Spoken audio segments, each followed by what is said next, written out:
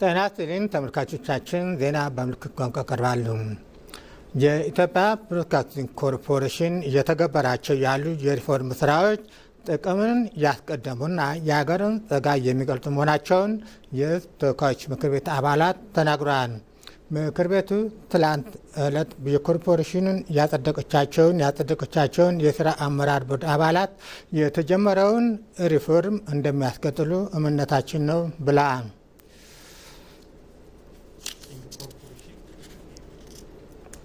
የሚያነጹ ይዘቶችን በማስቀደምና ለዛም በቂ ትኩረት በመስጠት ረገድ በርካታ ክፍተቶች ሲነሱበት ቆይቷል። ይህን ክፍተት የተረዳው አዲሱ አመራርም የሀገርን ስም የተሸከመውን ጣቢያ በእርግጥም ውግንናው ሀገር እንዲሆን የሚያስችሉ በርካታ የይዘት ማሻሻያዎችን በተግባር ጀምሯል። ኮርፖሬሽኑ የሚያመርታቸው ማናቸውም ይዘቶች ብሔራዊ ጥቅምን እንዲያስቀድሙ፣ ገዢ ትርክትን ለማስረጽ እንዲያግዙ፣ ህብረ ብሔራዊ አንድነትን እንዲያረጋግጡና ለሀገርና ዜጎች ሁለንተናዊ ብልጽግና እንዲሆን የሚያስችሉ እንዲሆኑ ትኩረት ሰጥቷል። ባለፉት 6 ወራትም በዚህ ረገድ የሚታዩ ለውጦች መጥተዋል። ከይዘት ባለፈ የአቀራረብ ለውጥ እያደረገ ያለው የኢትዮጵያ ብሮድካስቲንግ ኮርፖሬሽን የሁሉም ኢትዮጵያዊ ድምፅ የሚሰማበትና ታማኒነት ያላቸውን መረጃዎች ለህብረተሰቡ በማድረስ የመንግስት ጥረትና የህዝብ ፍላጎት እንዲጣጣሙ እድል የሚፈጥርበትን አውድ በማዘጋጀት በርካታ ስራዎችን እየሰራ ይገኛል። ኮርፖሬሽኑ እየመጣበት ያለው የይዘት ለውጥም ከምክር ቤቱ አባላት ዓይንና ጆሮ የተሰወረ አይደለም። ለዛም ነው ለሪፎርም ስራው አድናቆታቸውን የቸሩት። ኢቢሲ እንግዲህ ትልቁ የናሽናል ሚዲያችን ነው። የሀገሪቱ ቁልፍ የብልጽግና ጉዟችን የኢትዮጵያን መጻኢ ዕድል ላይ የራሱን አሻራ እያበረከተ እየሄደ ያለ ተቋም ነው። ለዚህ የሀገራችን ጠቅላይ ሚኒስትር ትልቅ ፕሮጀክት፣ ትልቅ ተቋም ተገንብቶ እሱ በይዘት ደግሞ እየሰፋ እንዲሄድ ዋናው ሶፍት ፓወር ላይ የሚኖረን ዕድል ለማስፋት ተብሎ ሪፎርሙ ተከታታይነት ባለው አግባብ እየሰራ መጥቷል። ስለሆነም የኢትዮጵያ የእድገት ጉዞም ሆነ የብልጽግና ትልማችን ልሳካ የሚችለው ሂዶ የሀገረ መንግስት ግንባታ ማጠናከር ነው። የወል ትርክታችንን እያጸናን መሄድ ነው። ከሁሉ በላይ ደግሞ ብሔራዊ ጥቅማችንን እያስከበር መሄድ የምንችልበት ሰፊውን ህዝብም አገር ውስጥም ውጭም ተደራሽ ሊያደርግ የሚችለው ሚዲያችን ሲጠናከር ነው። ኢትዮጵያ ውስጥ ብዙ ሚዲያዎች አሉ። ትልቁ ሚዲያችን ደግሞ ኢትዮጵያ ብሮድካስት ኮርፖሬት እንደመሆኑ መጠን ይሄንን ማጠናከር ተገቢ ነው ተብሎ ይታመናል። በአሁኑ ጊዜ በሪፎርሙ ትልቅ ለውጥ የታየበት ሚዲያ ነው ኢቢሲ። እንደ ድሮ ሳይሆን አሁን ሁሉም የኢትዮጵያ ብሔሮች፣ ህዝቦችና ብሔረሰቦች ሁሉም እዛ ውስጥ ራሳችን የምናይበት ሚዲያ ተቋም በመሆኑ የህዝብ በዓላትን ደግሞ ከህዝብ ጋር ሁልጊዜ ቀንና ማታ የሚያከብር የኢትዮጵያ ቋንቋዎችንም ብዙ ቻነሎች እየተጠቀመ እንደ ምሳሌም በቅርብ ጊዜ በአፋን ኦሮሞ ቻነል 24 ሰዓት እንደዚሁም በአማርኛም 24 ሰዓት የሚጠቀም ሚዲያ። ይህ የሪፎርም ስራ አቅም ባለው የሰው ኃይልና ዘመኑን በዋጀ ቴክኖሎጂ ታግዞ ወደ ኋላ ላይ መለስ መቀጠል ይኖርበታል። ለዚህ የኮርፖሬሽኑ አመራርና ሰራተኛ የጠራ አቋም ይዟል። የነገውን ትውልድ ባሰበ መልክ እየተገነባች ያለችውን ኢትዮጵያን እውን በማድረግ ሂደት ውስጥ አበርክቶ እንዳለው የሚያምነው ኮርፖሬሽኑ ለሀገር ክብርና ልዕልና መስራቱን ይቀጥላል። እንደ ምክር ቤት አባላቱ ሀሳብ የተጀመሩት የይዘት ማሻሻያዎች ይበልጥ ተጠናክረው እንዲቀጥሉ በጠቅላይ ሚኒስትሩ የቀረቡት የኮርፖሬሽኑ የሥራ አመራር ቦርድ አባላት ብቁና ለዘርፉ ቅርበት ያላቸው በመሆኑ ከፍተኛ ሚና እንደሚወጡ ይታመናል። የቦርድ አባላቱ የተቋሙን በተለይም በይዘት በኩል እየታየ ያለውን ለውጥ ተጠናክሮ የሚቀጥልበትን ሁኔታ ያመቻቻሉ ብለው እንደሚያምኑም የምክር ቤት አባላቱ ተናግረዋል። አሁን ባለበት ሁኔታ ተቋማዊ ታማኝነቱን እያሳደገ ተደማጭነቱን እያሰፋ ፈጣን የሆነ አገልግሎት ከቀጣይም አኳያ ልማታችን እንደ ሀገር በማህበራዊም በኢኮኖሚውም በሌላውም ዘርፍ የራሱን ድርሻ እየተወጣ ያለ ተቋም ስለሆነ አሁን በቦርድ አባልነት ተለይተው የተላኩልን ሰዎች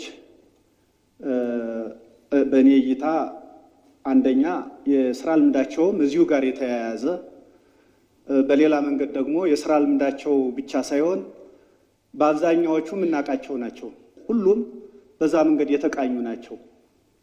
ስለዚህ እኔ የቀረቡበትን መንገድ በግሌ በጣም ነው ማደንቀው። ከቀጣይም አኳያ ይሄ ተቋም የተሻለ እንዲሆን በህዝብ ተደማጭነት እንዲኖረው ታማኝነት እንዲኖረው ሊያደርጉ የሚችሉ የቦርድ አባላት የተካተቱበት እንደሆነ ነው የተረዳሁት።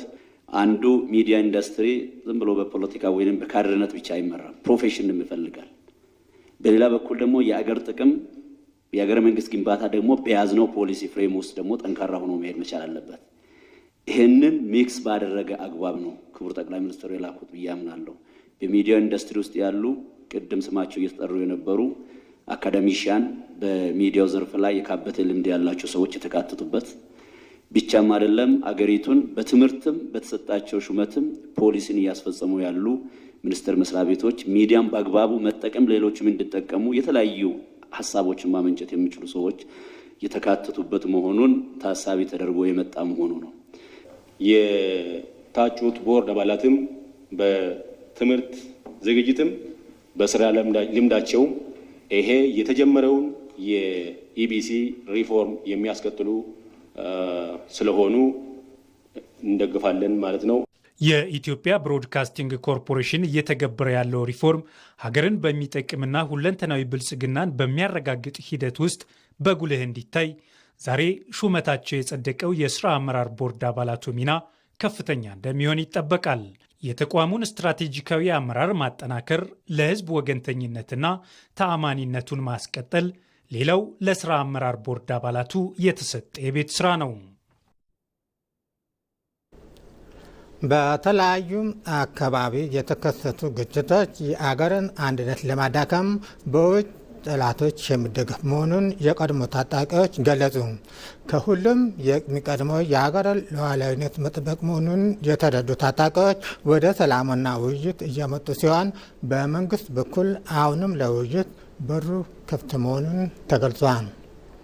ኢትዮጵያ በግብርና፣ በኃይል፣ በቱሪዝምና በሌሎች ዘርፎች ሰፋፊ የተፈጥሮ ሀብቶቿ ላይ በመስራት ጠንካራ ኢኮኖሚ እየገነባች የሀያልነት ጉዞዋንም እያስተካከለች ትገኛለች። መንግስትና ህዝብ እጅና ጓንት ሆነው የተሻለች ሀገር ለመገንባት እየታተሩ ቢሆንም በተለያየ ምክንያት ያኮረፉ አንዳንድ ወገኖች ጥያቄያቸውን ከውይይት ይልቅ በኃይል ለማስፈጸም ግጭትን ምርጫቸው አድርገው የሚንቀሳቀሱበትን አካባቢ ህዝብ እያጎሳቆሉ ነው። ከነዚህ ውስጥ የመንግስትን የሰላም ጥሪ የተቀበሉ ታጣቂዎች ችግሮችም ካሉ በውይይት እንዲፈቱ ህብረተሰቡን መቀላቀል ጀምረዋል። ባለፉት ዓመታት ማህበራዊና ኢኮኖሚያዊ ጉዳት ያስከተለው ግጭት የውጭ ኃይሎች በሪሞታቸው የሚያዙት ኢትዮጵያን የማዳከም ስትራቴጂያቸው ታጣቂዎችን ደግሞ ለዓላማቸው ማስፈጸሚያ እየተጠቀሙባቸው መሆኑን የቀድሞ ታጣቂዎች ይገልጻሉ።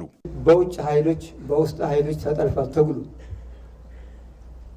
ስለዚህ ከነዚህ ኃይሎች ጋር ሆኖ ወይም ከህወሓት ከሻዕቢያ ከግብፅ ጋር ሆኖ የአማራን ጥያቄ የሚሆን የሀገራችንን ጥያቄ ማስመለስም አይታሰብም። አንድ ግለሰብ የፈለገውን ያህል ሊሳሳት ይችላል። ቢሳሳትም ቢያንስ ራሱን ነው የሚጎዳው። ሀገርን በሚጎዳ ህዝብን በሚጎዳ ግን ደጋግመህ ማጥፋት ማለት ግን ከወንጀልም በላይ ወንጀል ነው። የኢትዮጵያ ታሪካዊ ጠላቶች የውስጥ ኩርፊያዎችን እንደ መልካም አጋጣሚ በመጠቀም ግጭትና ውድመት እስከቀጠለ ተልዕኮ ተሸካሚዎቻቸውን ከእቅፋቸው አያወርዷቸውም። ታጣቂዎቹ ከእነዚህ ስንቅ አቀባዮች ጊዜያዊ ጥቅም ቢያገኙም ከሁሉም የሚቀድመው የሀገርን ሉዓላዊነት መጠበቅ መሆኑን የተረዱት ወደ ሰላምና ውይይት መጥተዋል። አሁን ባለው ሁኔታ ከግብፅ ጀምሮ ከሻዕቢያ ጀምሮ እጃቸውን ያስገባሉ። እኛ ጋር በቀጥታ ባያስገቡም በሁለተኛ እጅ እኛ ሶስተኛ ኤጀንት ሆነን ይደርሳል። ይሄ ነገር የሀገር ሉዓላዊነትን የሚሸረሽር ነው። እኔ የክልልነት ነው የምጠይቀው በኢትዮጵያ ሉዓላዊነቷ ተጠብቆ አገው ደግሞ እንደ የትኛውም ህዝብ ክልል ሆኖ ራሱን በራሱ ማስተዳደር እንዲችል ነው የኔ ፍላጎት። ነገር ግን በዚህ ሂደት ኢትዮጵያን ካፈረስኳት የትኛ ነው ክልልም ሆነው? መጀመሪያ ሶቨሬኒቲ መጠበቅ አለበት ብዬ አስባለሁ። አሁን ላይ ታጣቂዎች የሰላም እጃቸውን መዘርጋታቸው ገበሬው ያለ ስጋት ወደ እርሻው፣ ተማሪዎች ወደ ትምህርት ገበታቸው እንዲመለሱ፣ የንግድና ትራንስፖርት እንቅስቃሴም እንዲነቃቃ እያደረገ ነው። አሁንም ትጥቅ የያዙ ኃይሎች የውጭ ጠላቶችን ሴራና የህዝቡን እንግልት ልብ በማለት ለሰላም ቅድሚያ እንዲሰጡ ጥሪ ቀርቧል። ይሄ ነገር ያው የህዝቡን ስቃይ በከፍተኛ ደረጃ እየጎዳው ነው የሚገኘውና አትሊስት ከዚህ ራሳችንን ነፃ ማድረግ አንድ ነገር ነው። ከዛ በኋላ ደግሞ ታጥቀው የሚንቀሳቀሱ ጓዶቻችንም ይሄ ነገር ከኛ ተምራችሁ እናንተም ወደ ሰላም ተመለሱ፣ የህዝባችን ስቃይም ይበቃል ማለትም ሁለተኛ ድርሻችን ይሆናል ማለት ነው።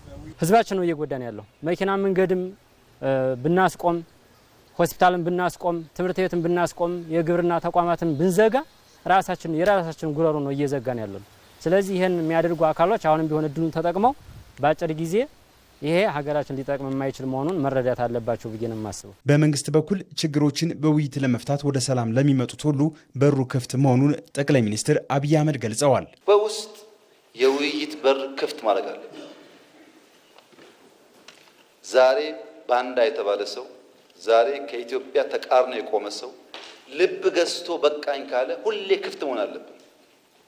ቂም መያያዝ አያስፈልግም። የግል ጉዳይ አይደለም፣ የሀገር ጉዳይ ስለሆነ አንዳንዱ ተሳርቦ ሊሆን ይችላል፣ ጎርቶ ሊሆን ይችላል።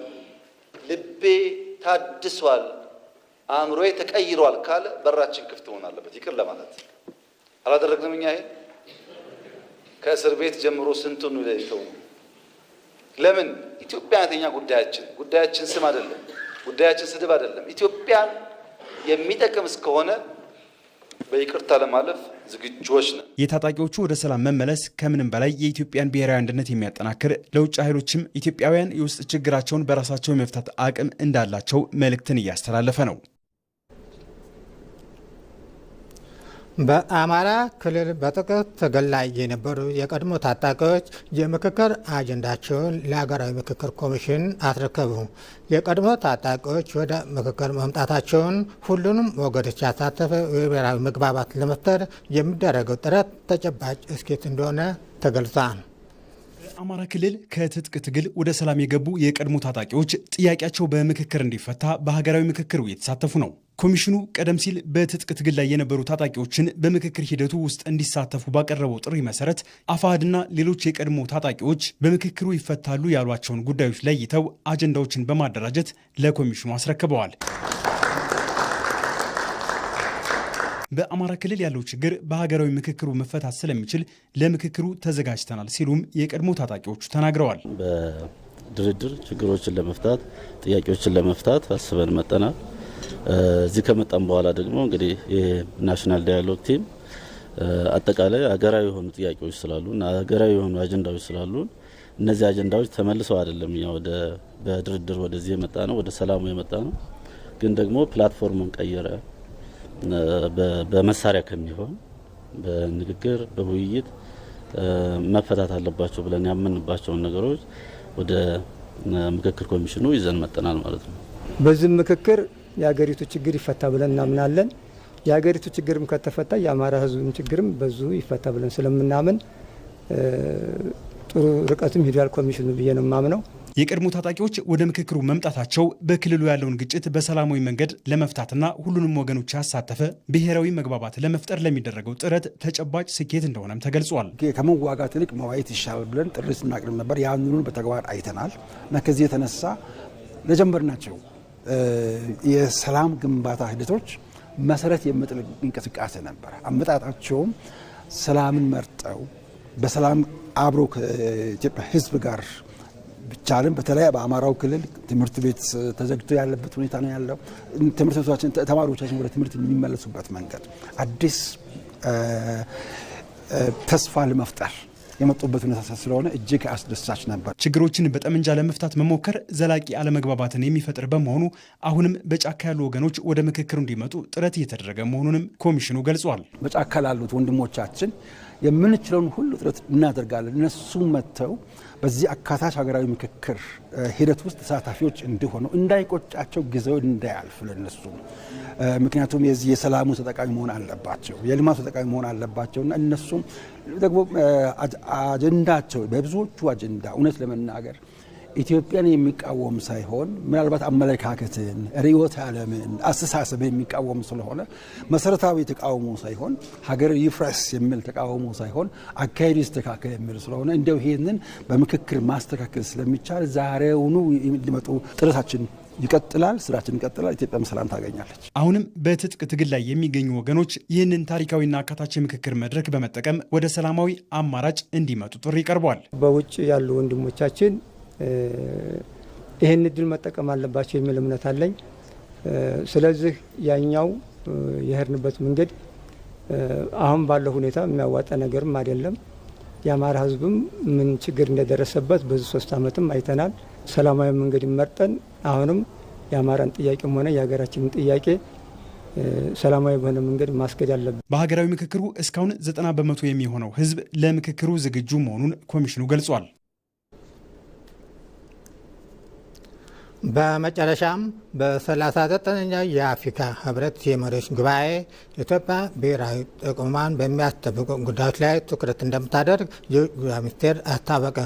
39ኛው የአፍሪካ ህብረት የመሪዎች ጉባኤ የካቲት 7ና 8 በአዲስ አበባ ይካሄዳል።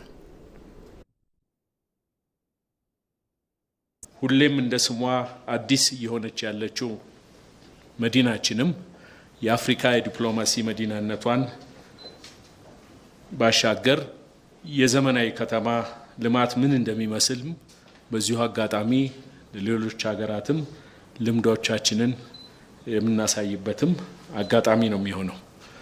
ስለዚህ ይህ ጉባኤ ለኢትዮጵያ ዘርፈ ብዙ ፋይዳ ያለው ነው ማለት ነው። በፖለቲካ፣ በኢኮኖሚ የሀገር ገጽታን ከማስተዋወቅ አንጻር የዘንድሮ ጉባኤ ልዩ ትርጉም ይኖረዋል። ለዚህም የታሰበው ግብ ይሳካ ዘንድ ለመጠቆም እንደሞከርኩት መጠነ ሰፊ ዝግጅቶች ተደርገዋል።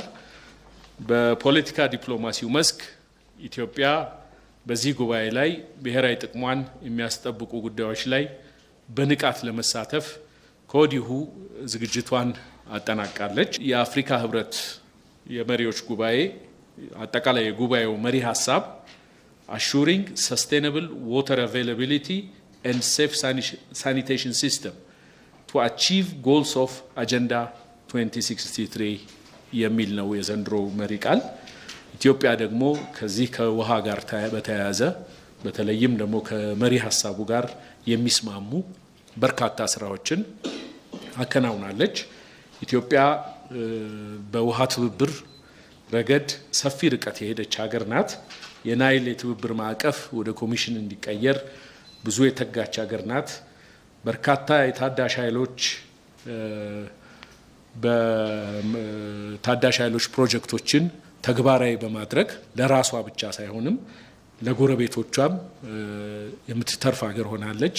ይሄም ለቀጣናዊ ትስስር በተለይ ቁልፍ የሆነ አበርክቶ እንዳለው እያየን ነው። በታዳሽ ኃይል ቀጣናዊ ትስስር ከግብርና በተለይ ከስንዴ ልማት፣ ከአረንጓዴ አሻራ፣ ከአርቲፊሻል ኢንተለጀንስ ዙሪያ በከተማ ኮሪደር ልማትና መሰል አመርቂ ውጤት በተመዘገበባቸው ዘርፎች ለአፍሪካዊ ወንድምና እህቶቻችን ልምዶቻችንንም የምናካፍልበትን ልዩ አጋጣሚ የሚፈጥር ጉባኤ ነው። ዜና አበቃ።